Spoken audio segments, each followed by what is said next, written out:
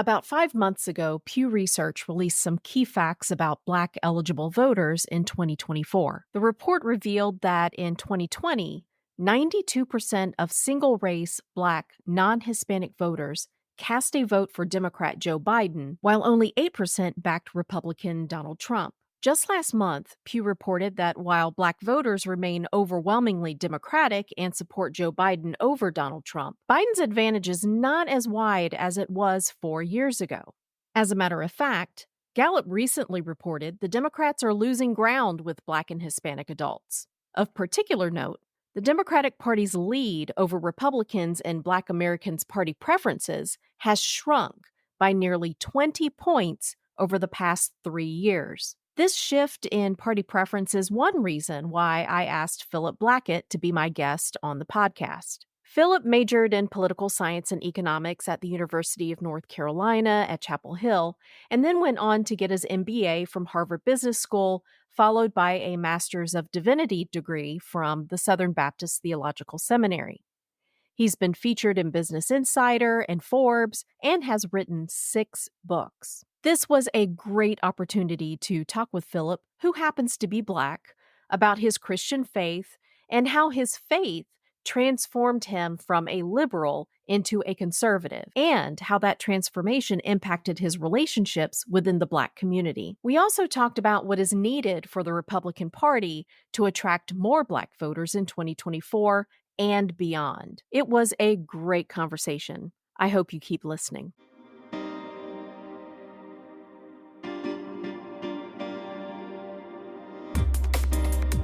Welcome to the Communication 24/7 podcast, where we communicate about how we communicate. I'm your host, Jennifer Furlong.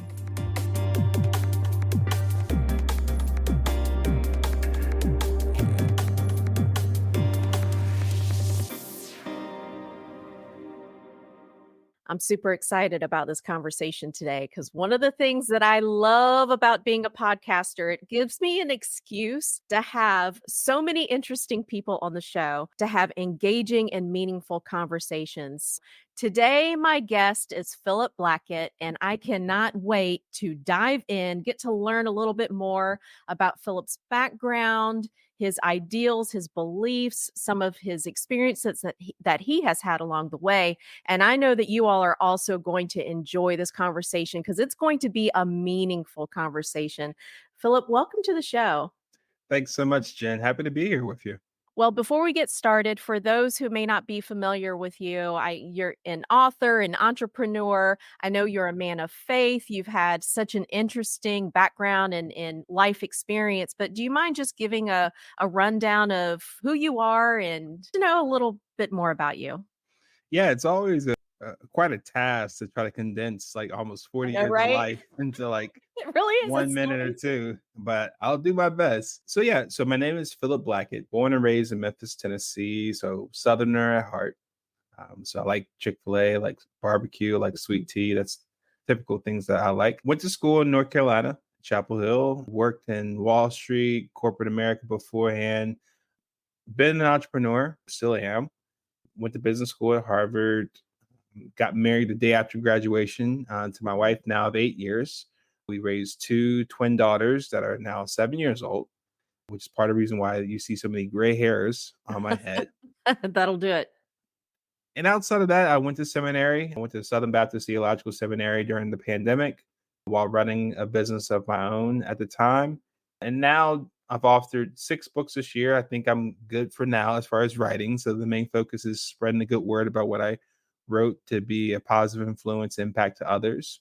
And when I'm not doing that, I'm either helping out small businesses, help grow their businesses with AI, or raising my family with my wife. How That's did I do? amazing. Yeah, there's just so much that you have been able to accomplish.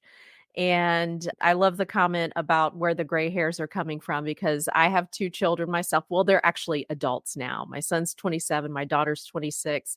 It is no small task, though, to do everything that you're doing and also raise small kids at the same time. So kudos to you and your wife.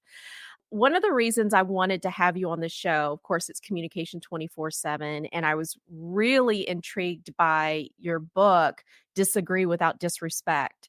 it reminded me of a conversation that I had some time ago with a colleague, and something that she said really stuck with me over time. And she said, disagreement does not ruin relationships, but disrespect does.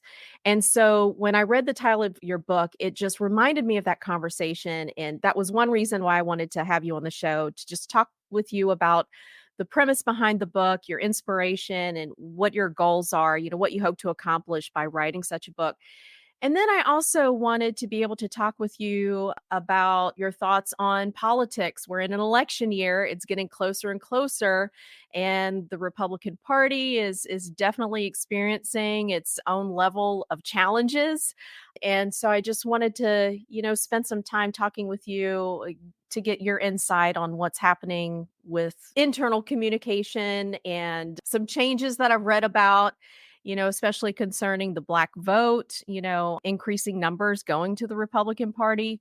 So I think we're going to have an interesting and engaging and meaningful conversation, and I'm just excited for it. So to get us started, do you mind just telling us a little bit about your book and what was the reasoning behind writing this book? Yeah. So first off, your friend's quote, that's definitely a tweetable right there. Like Oh, I yeah, it is. definitely, Yeah. if I had permission to repurpose that and share that with people, I put the name on there too. That's a quote I wish I knew back when I wrote this book for sure. Yeah. Um, because it's very telling.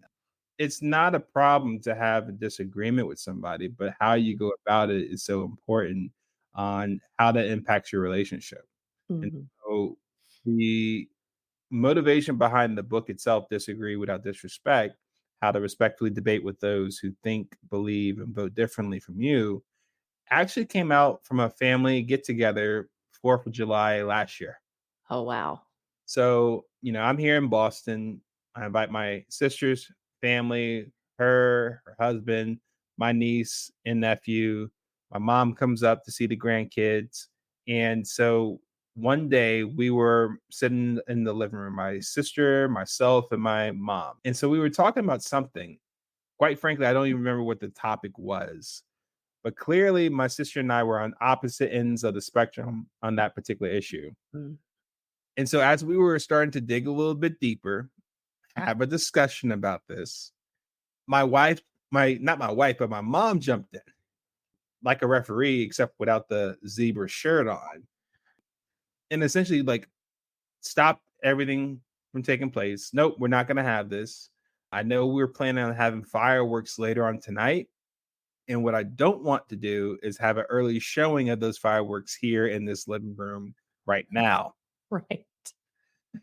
And while I appreciate the intent behind that, as far as her trying to quote unquote keep the peace, Mhm. especially with family getting together that we don't often see every now and then, the impact of it was I felt like it was a lost opportunity.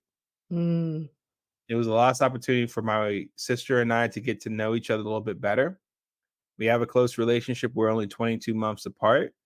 And this was something for me to be able to share something that was important to me that she might not know about and to have a better idea of what the story behind that is. Because I think, Jen, there's some conversations that are better to be had in person, Yes, right? absolutely. And Mhm. so when you have those opportunities to be in person with somebody, certain conversations can be had as Yes. opposed to on the telephone, via text message or social media, or even writing on a letterhead. And so I think the challenge that came out of that was essentially okay, this was an opportunity for you to learn more about me. We can't have that here. It's a lost cause or a missed opportunity. And so the thought that came on my mind in reflection was if that was the case for me, wanted to share something that was important for me to share with someone who I care about, how many other people are experiencing something similar? Whether it's Thousands, millions. exactly whatever the issue may be, whatever the setting, family reunion, get together, holidays, you name the event. And so I think what came off in my head, Jen, was we've simply just lost the rules of engagement here on how to go about talking to one another with respect on things that might show disagreements or differences of opinion, which, as your friend's quote said earlier, that's not what's going to stop a relationship. Hmm. But how you go about it, which in this day and age is more on the disrespectful end of the spectrum, where you see a lot of relationships being broken, a lot of people being unfriended, getting the cold shoulder from family and friends, criticized or cursed out on social media for no other reason than just having a difference of opinion on any issue. Yeah. So let alone when we were growing up, they said, hey, you don't talk about certain things at the dinner table, politics, religion, and money. Now it's like if you have any difference of opinion on any issue, you run the same risk. Right. And it's not so much talking about it that's an issue. It's more so how we engage with it. Hmm. Because when I was growing up, my mom used to work in a courtroom, and she would have attorneys come in that would argue one side of the case or another. They would do their job, argue very passionately, Hmm. sometimes very aggressively. Yeah.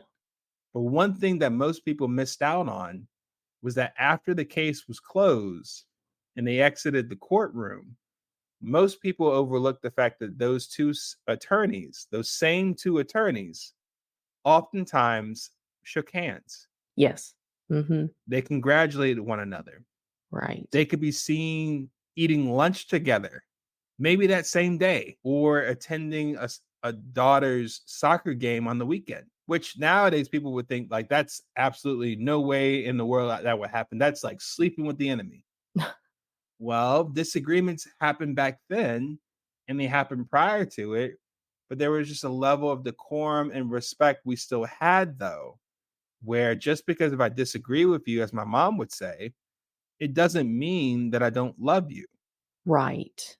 So it's actually in the sense where you can have a relationship with somebody, a healthy relationship with people that you don't see eye to eye on, and it's okay.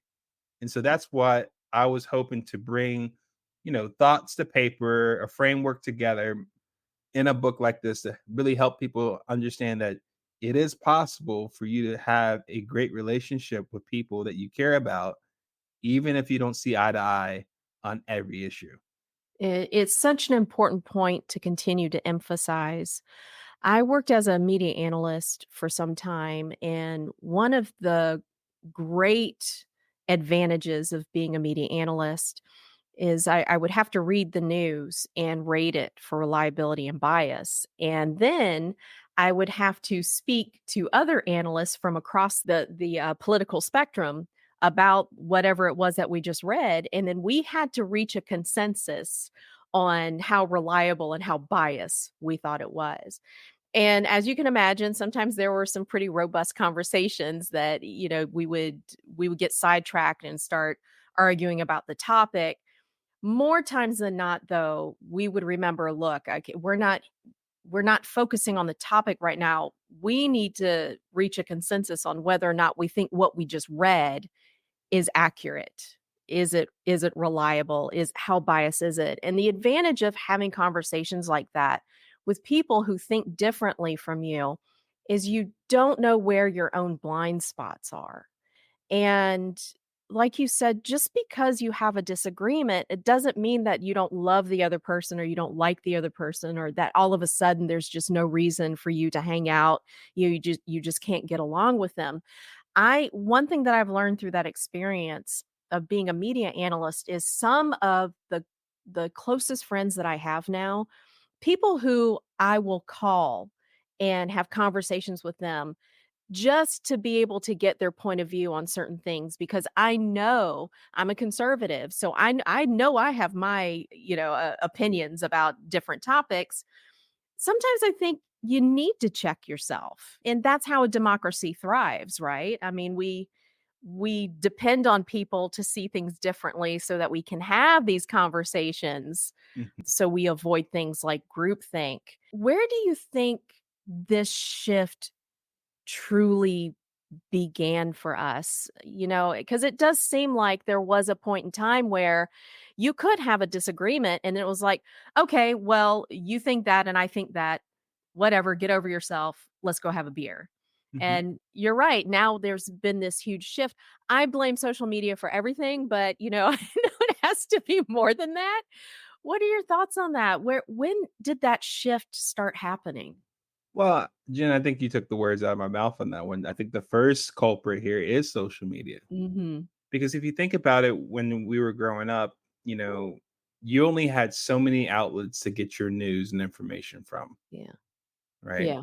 Some people had 3 or 4 TV channels. If you splurged a little bit, you may have had 50 channels. Right. So you got your news from people really that journalism really meant something to Yeah. them, Mhm. right? And being objective, having a balanced, nuanced view of the world and how you spoke of the news, knowing the responsibility you have to deliver accurate information, Mhm. but also understanding that the responsibility also comes with you're in a role that you're potentially influencing thousands, if not millions of people on how they view the world around you. Mhm.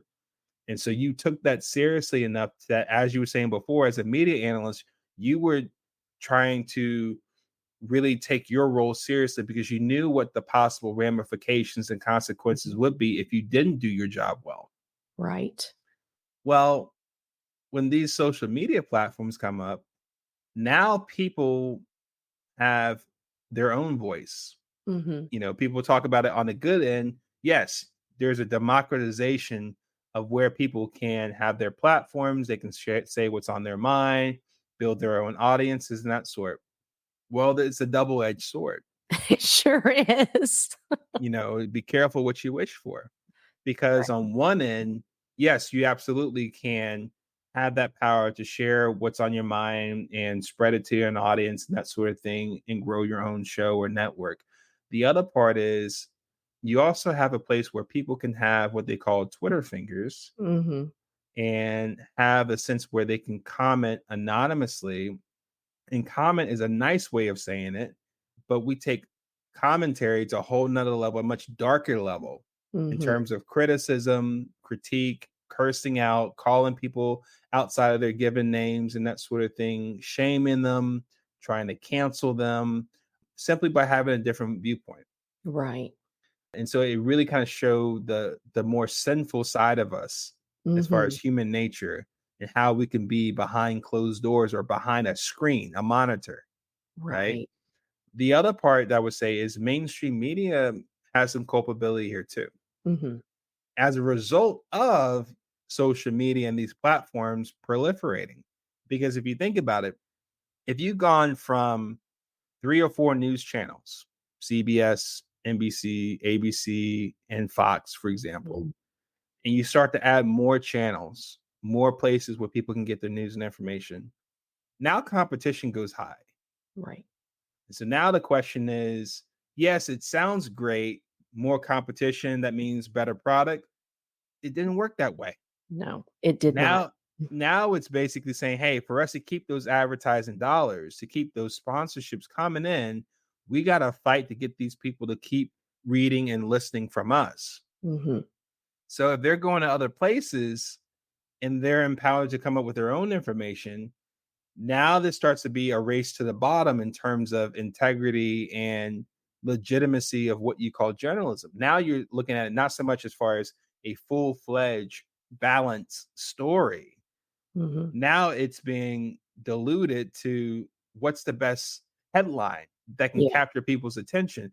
How salacious can I make it? How scandalous can I make it? What's the thumbnail? How can I come up with a hypersexualized image that can get someone to stop what they're doing scrolling and click the button, and Mhm. we get some revenue off of that.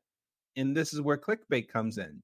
Yeah. Even if the story itself has nothing to do with the headline or the thumbnail image to begin with. Yes. But his goal Mhm. was just to get another person to come in so you can provide for your advertisers, hey, we got this many people coming to our site. This is why we're worth this amount of money to keep us going. And so people take note of that and they start copycatting.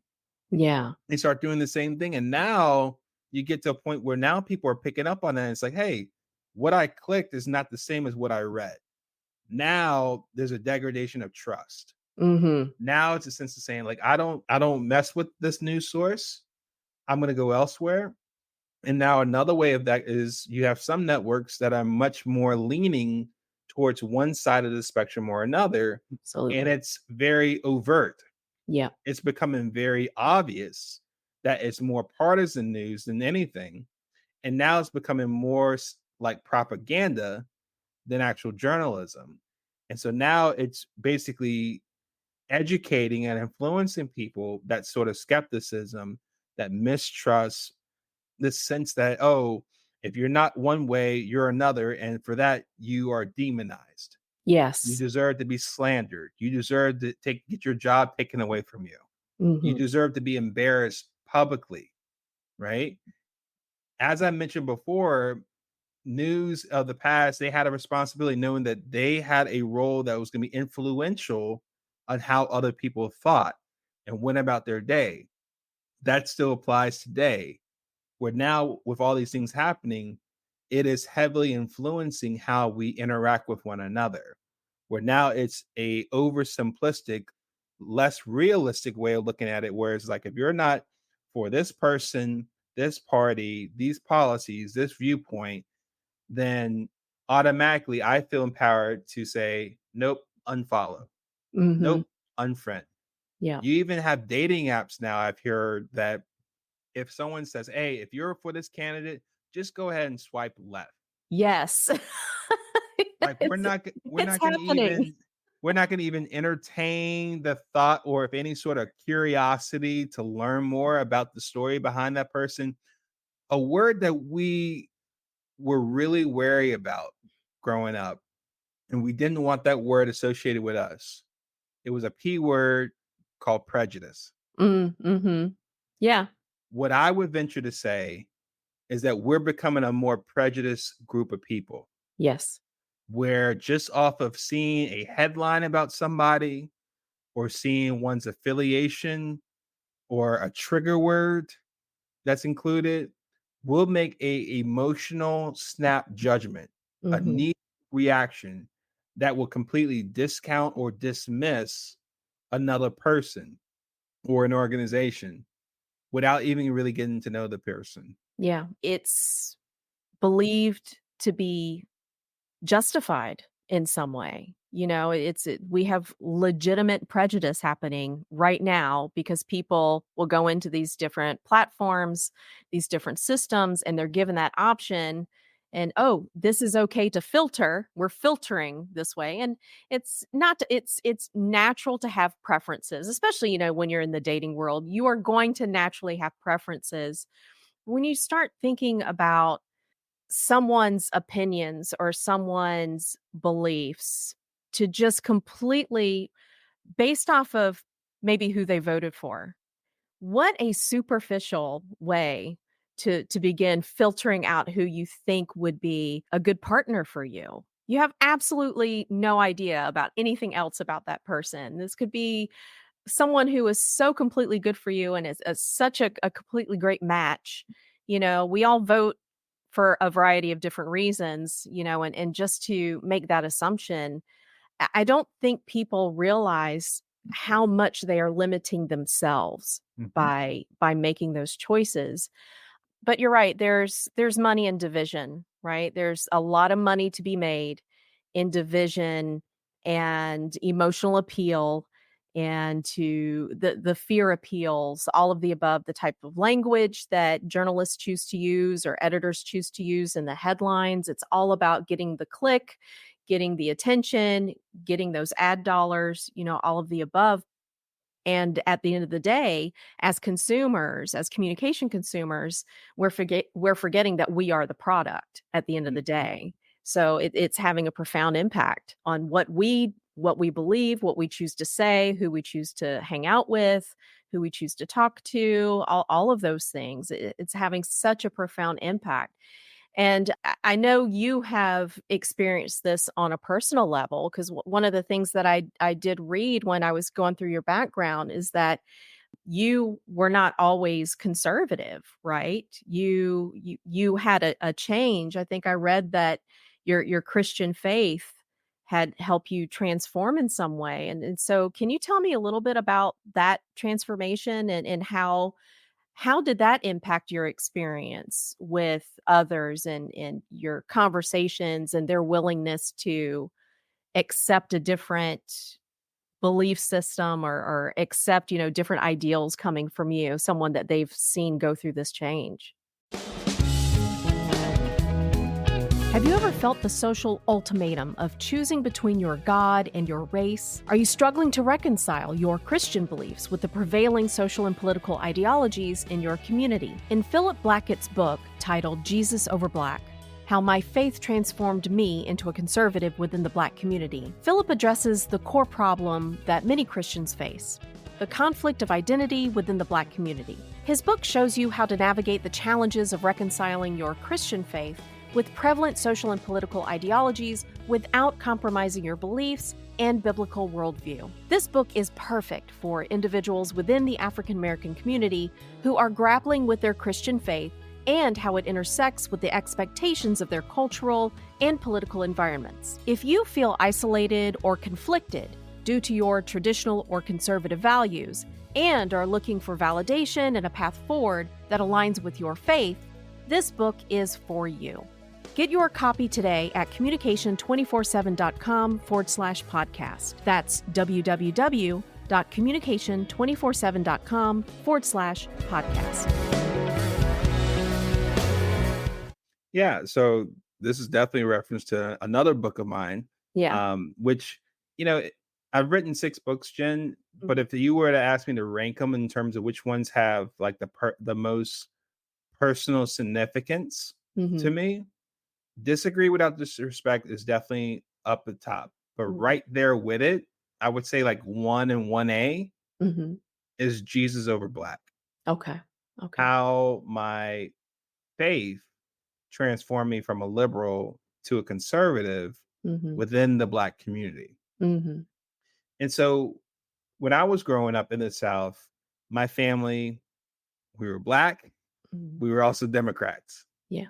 And that was just the rule of thumb for me growing up. It was almost in the sense like you didn't really question it, even though I will credit my mom for me opening up where she would say, "Hey, Philip, even if you're a Democrat, you ought to see and expose yourself to what's being said on the other side. Mm.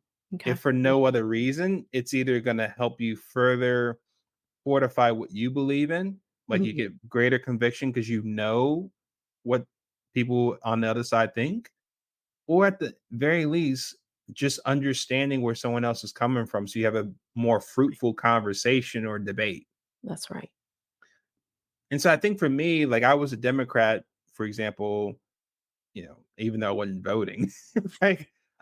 Growing up. But then when I went to college and I was able to vote, the first election I was able to participate in, it was 2004. That was Democrat as far as the vote for me. 2008, I didn't care what anyone said at that point. With me being 22, 23 at the time, the opportunity was just so great to be a part of to elect the first African American president of the United Mhm. States. Yeah. So I was not really seeing anything but that. Mhm. And that led me to vote Democrat there. And then the next election, 2012, there was nothing that I could listen to or hear otherwise that would stop me from reelecting Yeah. the first African American president of the United States. So I voted Democrat there too. But 2016 was different. Mm. 2016 was different because now the whole honeymoon stage of, oh my gosh, we made history, that's now come and gone. Mhm.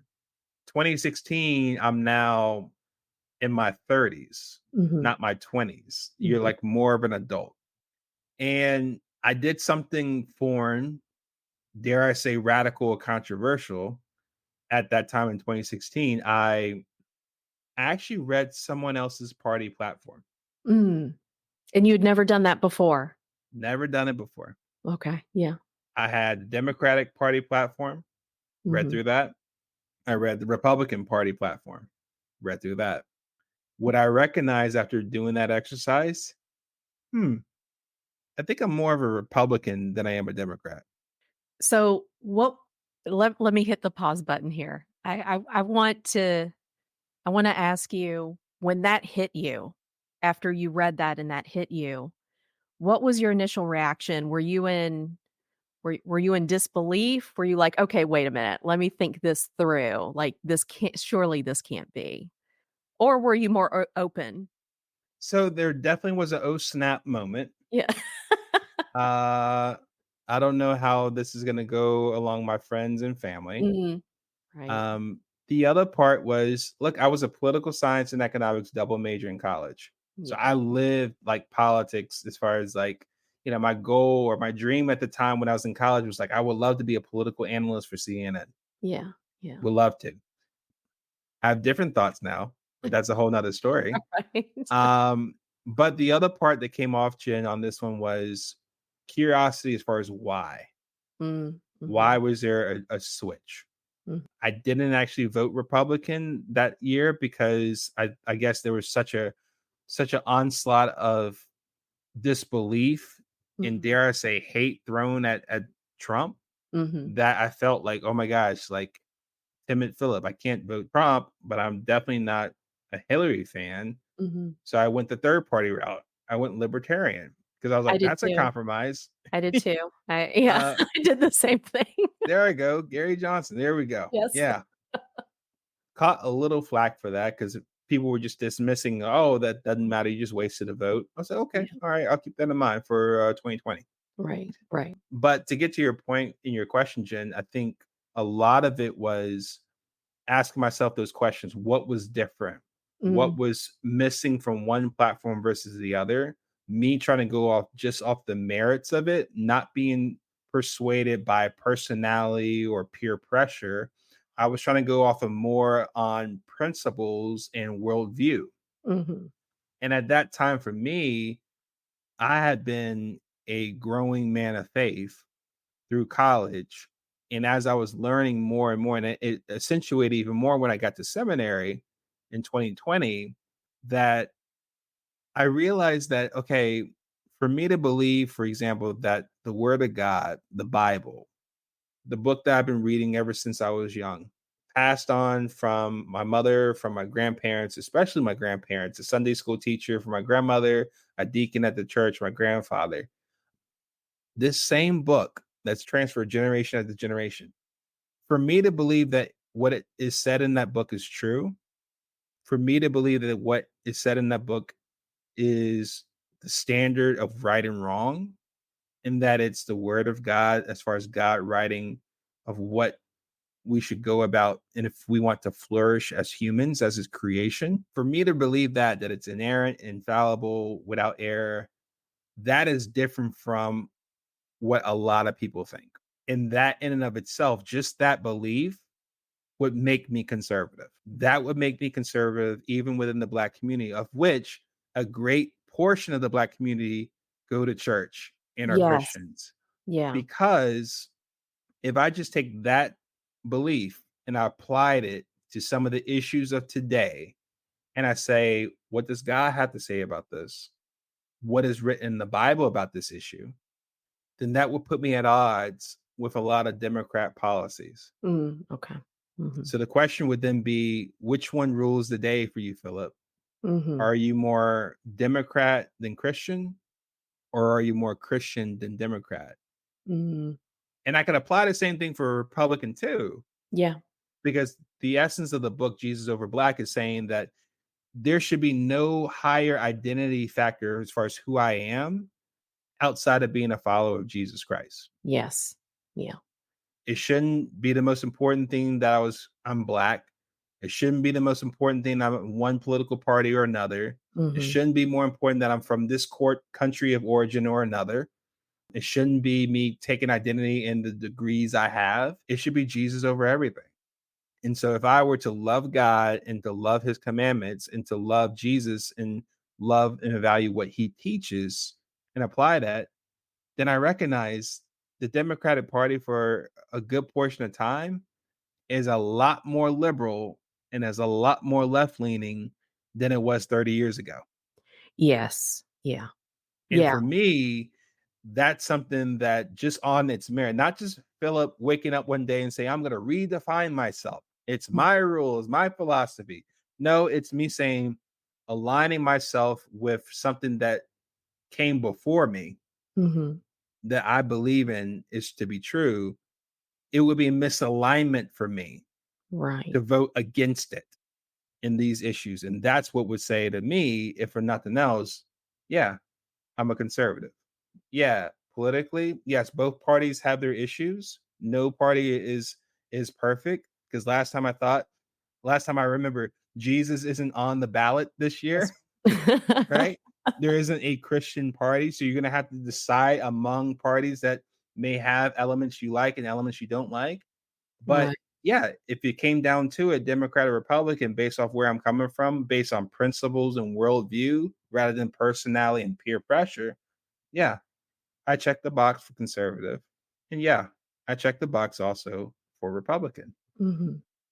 How did your friends and family react? Like, how did you go about talking with them about this change? And were you met with resistance? Were you met with disbelief?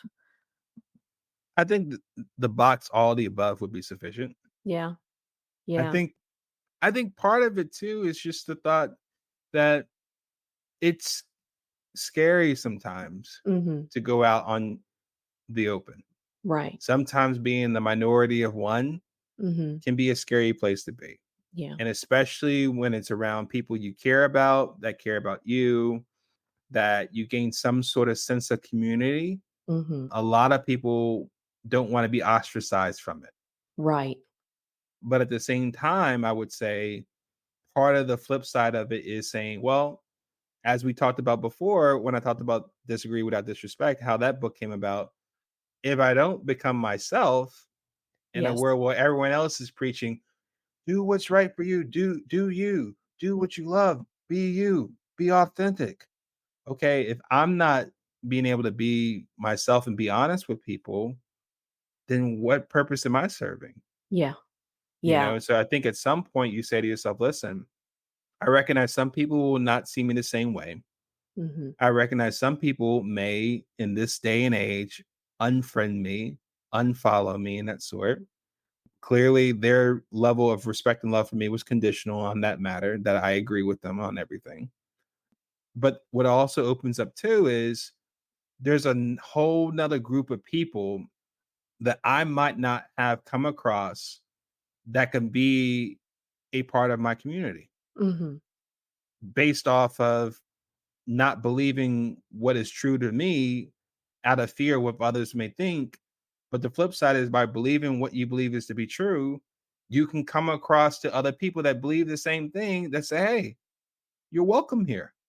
We appreciate your thought. Let's talk it out. And even then, in that group of people, you may not agree on everything, but at least there, you're much more at ease with people that aren't going off of skin color or Right. whether or not to affiliate with you. It's more so we have a common set of beliefs and principles and worldview that goes beyond the color of your skin. It goes Right. beyond where were you born. It goes Yeah. beyond whether rich or poor. And quite honestly, I think that's the type of community I would thrive in and I would very much appreciate. And that's what has me in it today. Yeah. I know as a woman who is a conservative, a similar experience in that, and I've been in the higher education realm for some time. And so I've even had students, we've had these conversations in class, "Oh, you're a woman and you teach college." And, they go through this checkbox. They're like, "You must be a Democrat," because of us. And they're surprised when they find out I'm a conservative. And it can be a little scary stepping out there because of all of the preconceived notions that people will have about you just based off of that label alone, and of course they will tend to go to the negative route.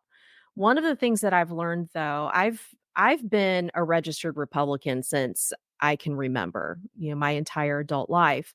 And that doesn't mean that I have agreed with everything that has, come out of the Republican Party. The Who GOP would has have pissed thought? me off, right? The GOP has pissed me off plenty of times over the years. And so it doesn't rule how I cast my vote. I do look at the policy of the politician, and whoever aligns with me most closely, that's going to be who gets my vote. But one of the things that I've learned over the years, and oftentimes being one of the unusual voices at the table, I guess I'll say, Mhm. is that it's important to have that voice at the table. And I've learned to embrace that, and it's opened up a lot of opportunities for me to be able to say, okay, while I don't represent every female Republican who exists, I can at least give you my perception of, my beliefs and how I understand our policies and how they speak to me. At least that is a voice that has not always been represented, at the table. And it's so important to be willing to do that. And I like that you have had this experience, that it's really opened up a community for you of people that you can have these conversations with and talk about really important topics in depth, important topics and how they're impacting our world, our society, us as individuals today. One of the things that I read not too long ago, let me pull it up. It was, and I'm interested in hearing your take on this. It was from Gallup. And back in February, Gallup had printed an article, Democrats Lose Ground with Black and Hispanic Adults. And I'm Mhm. sure you've probably been watching this closely, how the voting block is shifting slightly. And it said the Democratic Party's wide lead over Republicans and Black Americans' party preferences has shrunk by nearly 20 points over the past 3 years. What do you think is going on there? Because it seems like you approach this from a faith perspective, in hearing your story about developing your relationship with Jesus and in making sure that whatever you are looking at is going to have to align with your Christian beliefs, those values. And I do know that there is a significant portion of the Black community who have a very strong faith. Do you think that there's something similar happening in this shift that has happened over the past few years, or what are you witnessing in the conversations you're having? Are you tired of engaging in debates that quickly escalate into personal attacks and animosity? Do you long for a world where diverse thoughts are respected and celebrated, even in the face of strong disagreements? Have you ever wondered how to have a respectful and productive conversation on complex and sensitive topics such as politics, religion, or social issues without causing offense or damaging relationships with your friends and family? Disagree Without Disrespect: How to Respectfully Debate with Those Who Think, Believe, and Vote Differently from You by Philip Blackett is a powerful guidebook that empowers readers like you to engage in thoughtful and respectful debate, even in the midst of polarizing conversations. Get your copy of Disagree Without Disrespect today at communication247.com/podcast. That's www.communication247.com/podcast. So one of the things that comes off to my mind is a 2024 Democrat Mhm. is very, very different than a 1994 Democrat, Yes. Mhm. right? Our current president was Democrat those same periods. Right. And I could use him as an example to say, hey, his views have drastically changed over Mhm. the course of 30 years, Yeah. right? And I use that as an example to say, listen, over time, there's something about the word conservative that we're missing in its definition, whereas you are preserving Yeah.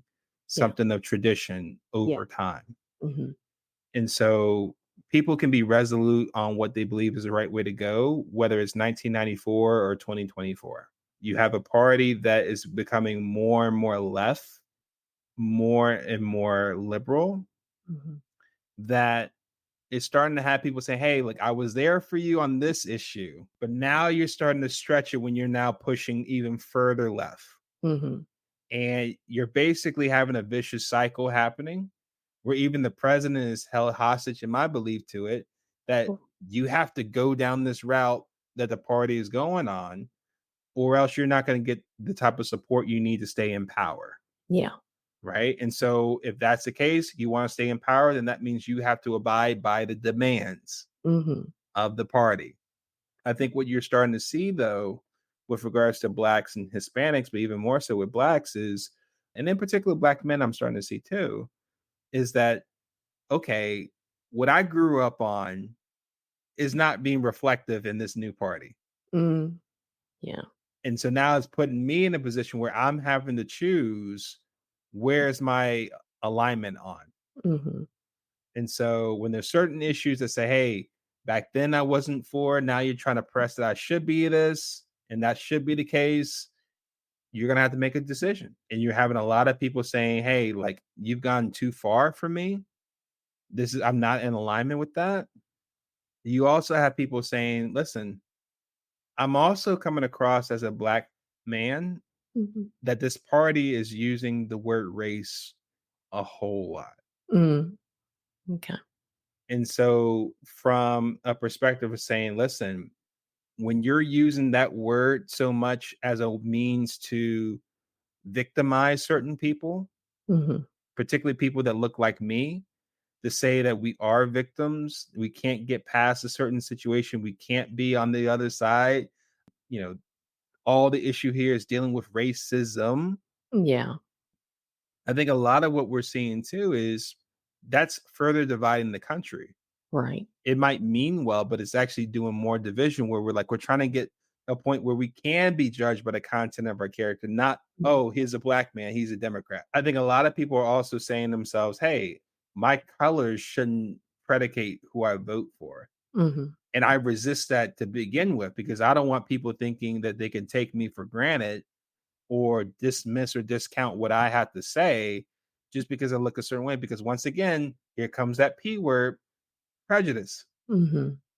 And so I think at that point, when people are starting to see that, and then even more so, what I argue is when you look at policies and platforms, apples to apples, this Right. versus that, right? Just like what I did in 2016, you're having more people look at that and saying to themselves, even taking faith out the picture, Jen, Mhm. just off the merits of the platforms, you're having a lot of people come to realization of saying, hey, these policies seem like they will benefit me and my family better than the opposite party. Right. Yeah.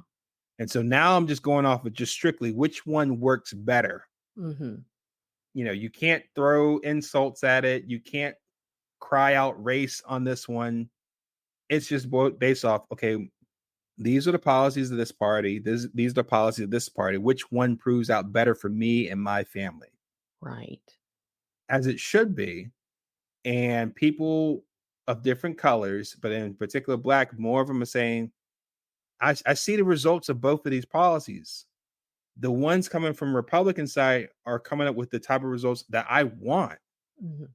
Like I'm seeing what it's like with Republican control or governed cities and states and how that compares with Democrat governed cities and states when it comes to crime, immigration, education, the economy, inflation, a number of different issues. And you're being able to look at both of them, A versus B, and you're saying one's clearly better.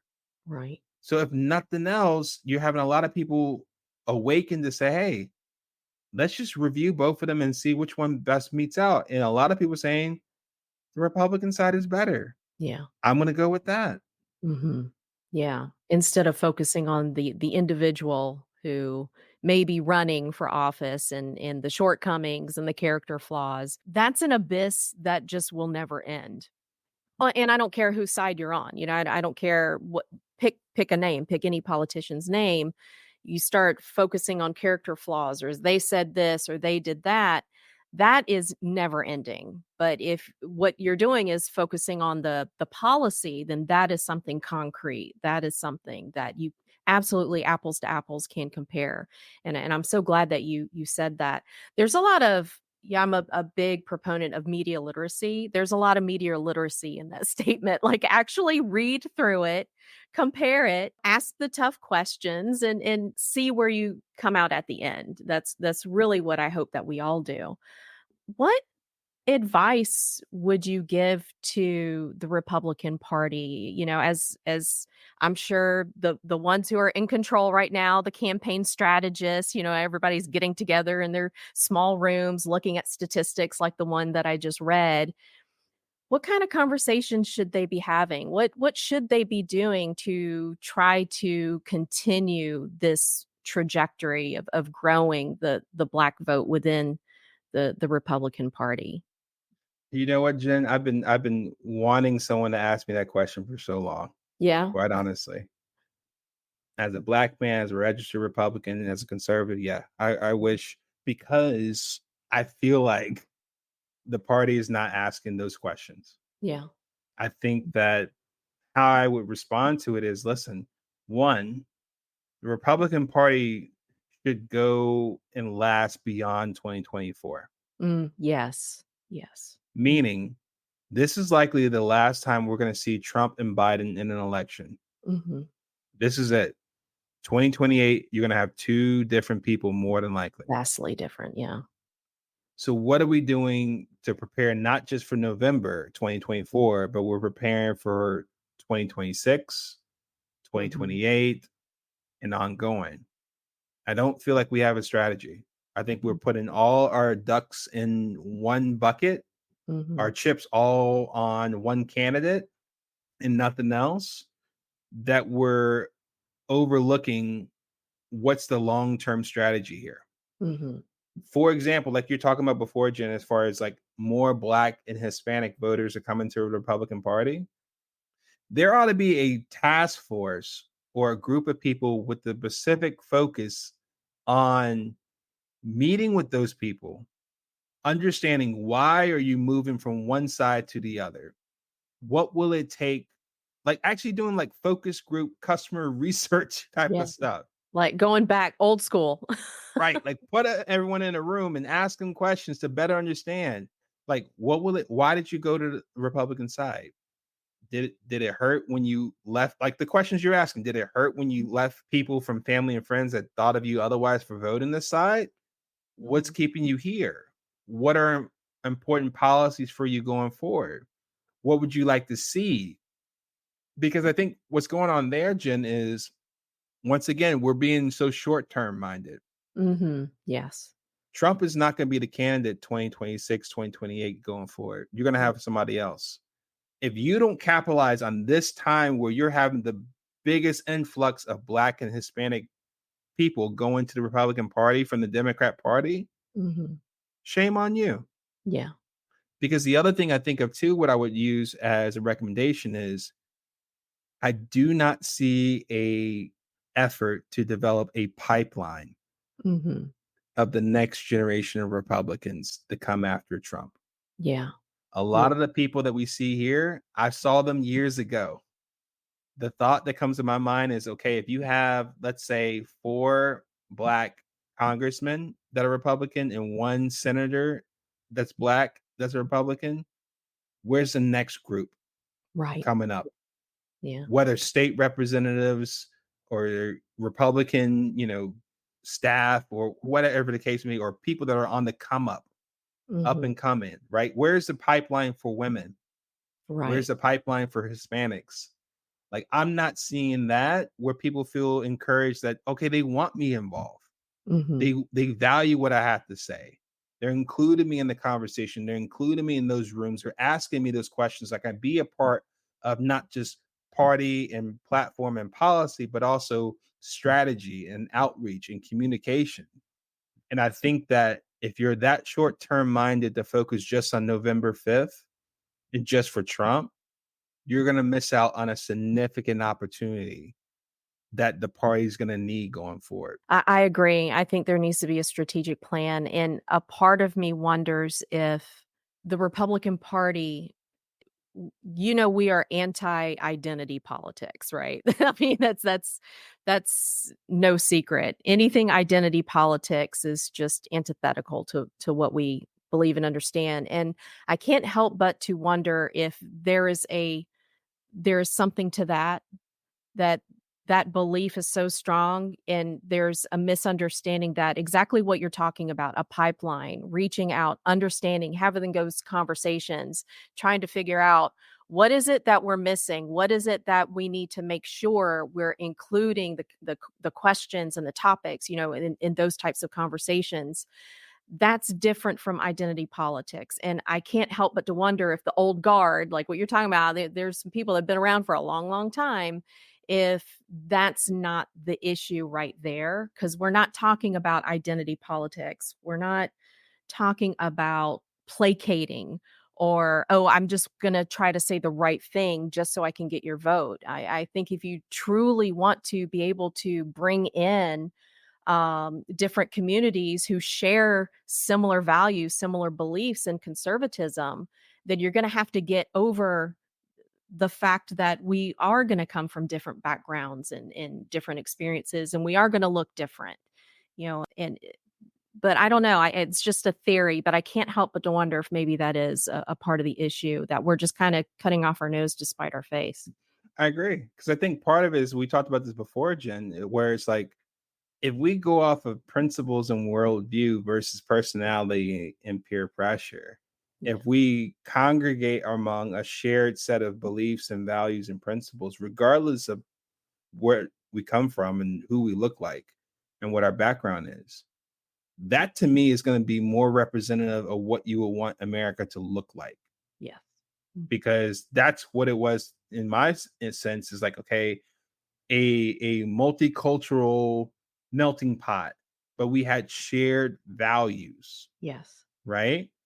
I think of that similar for the Republican Party. It's like if you can get past what the other side is doing and just say, hey, these are the things we stand for, and be very clear and very upfront about it, you will inevitably attract people that see the other side as opposite of what they want, Hmm. and they'll be attracted by what you espouse to believe. And if you keep the doors open so all those people can come in and say, hey, I'm right there with you. I'm right there with you, brother. I'm right there with you, sister. I look different from you. I'm from a different place, a different neighborhood, a different background. But you and I were in agreement with this.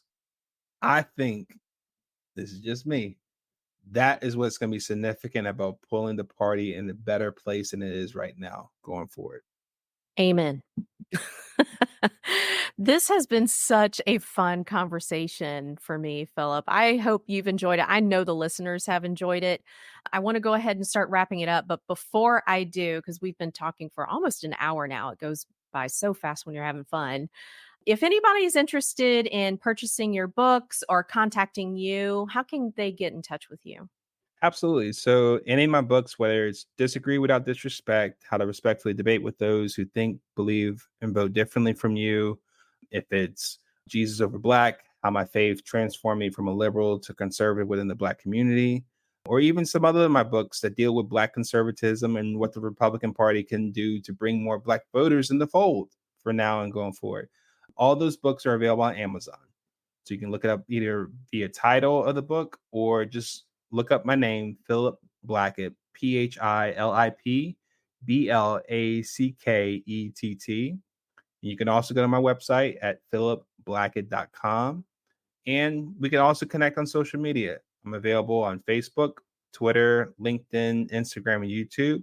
Just look up my name, Philip Blackett. Love to have a conversation with you. Fantastic. All right. Thanks again so much for being willing to have this conversation with me. I truly enjoyed it. And I hope to have you again on the show sometime. I hope you're willing to come back and have some more conversations with me, because I'd love to continue. I would love to have that too. Fantastic.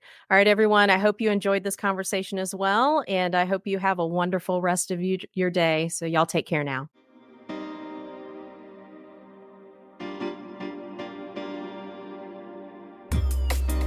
Thanks for listening. If you enjoyed this episode and you'd like to help support the podcast, Please share it with others, post about it on social media, or leave a rating and a review.